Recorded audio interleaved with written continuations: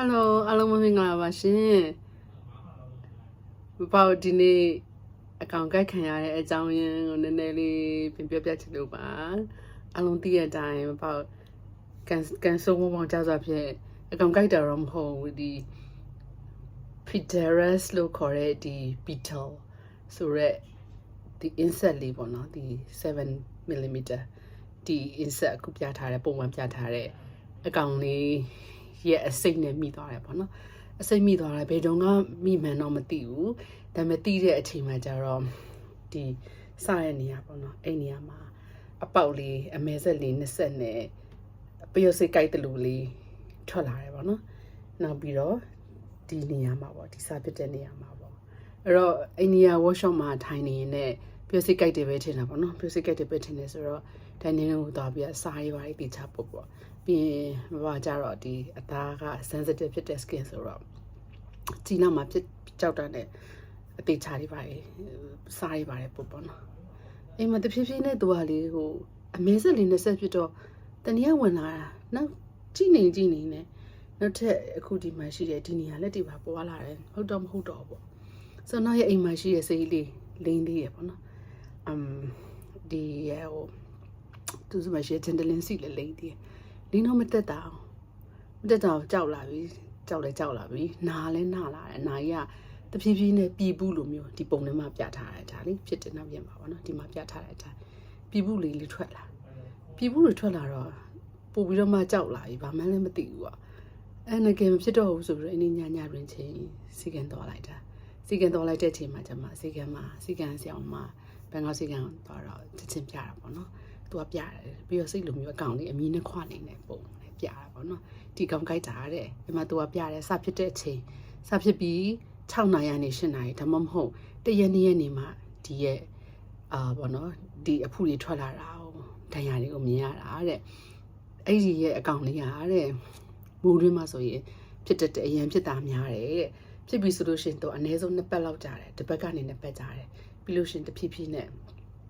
ပျောက်သွားတာပေါ့နော်အမာရွတ်တွေလည်းကြာကြံနေပေါ့ဆိုတော့တော်တော်လေးကိုစိတ်ညစ်သွားတယ်ပေါ့နော်ပြီးတော့သူကစိတ်တွေပါတယ်အကုန်ပေးလိုက်တယ်စိတ်ပေးလိုက်တော့လေကိုရီးယားအရင်လှုပ်ရှုပ်သမားဆိုတော့စီလီနာပဲဒါမဲ့လည်းသွားနေရတာ workshop တွေကတောက်လျှောက်သွားနေရတာနေပူတွေထွက်တာစီးတွေကချွေတွေကထွက်ပြီးလို့ရှိရင်စီးတွေကလိမ့်တဲ့နေရာလေးမလိမ့်တဲ့နေရာမလိမ့်တစ်ခါကြာချွေတွေထွက်ပြီးလို့ရှိရင်ကာမောင်းနဲ့နေပူကထွက်ဆိုနားပူပြဲလာပြီးတော့မှအများကြီးပြန်ကုန်တာတော့နဲ့မပြောက်ဘူးပြီးရင်အဆိုးဆုံးကအရင်နာတယ်တခါကြာရားလည်းအရင်ရတော့အလုပ်တွေကလည်းများတယ် workshop တွေကလည်း run ရတယ် donor visit တွေရောဆိုတော့တော်တော်လေးကိုအရန်နဲ့စိတ်နှောက်ယှက်လည်းအရန်ဖြစ်သွားတယ်ပေါ့နော်အိမ်မှာတဖြည်းဖြည်းနဲ့စူးစမ်းပြီးတော့မှ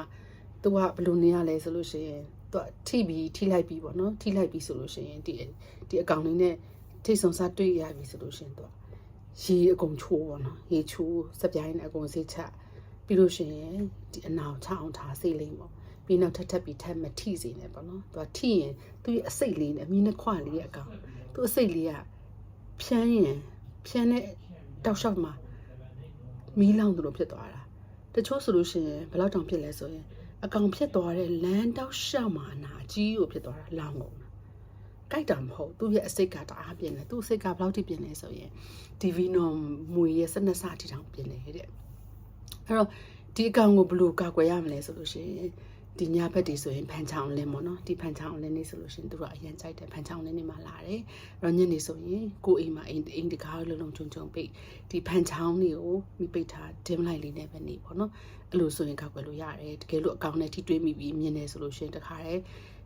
ရေချိုးတန့်ရှိရင်လို့ဆေးလူပေါ့နော်နောက်ထပ်မပွားစေတယ်ပေါ့နော်အဲ့ဒါလေးကိုတော့သူက precaution အနေနဲ့တော့ပြောတယ်ပေါ့ဒါပေမဲ့လည်းဘယ်ချိန်ဖြစ်လို့ဖြစ်မှမသိတာနော်အဲ့တော့အကောင်ဆုံးကတော့ဖြစ်ပြီးခေကြိုက်ခံရပြီဆိုလို့ရှိရင်မပေါ့လူရက်စီပေါ့နော်ဒီဟာလေးပေါ့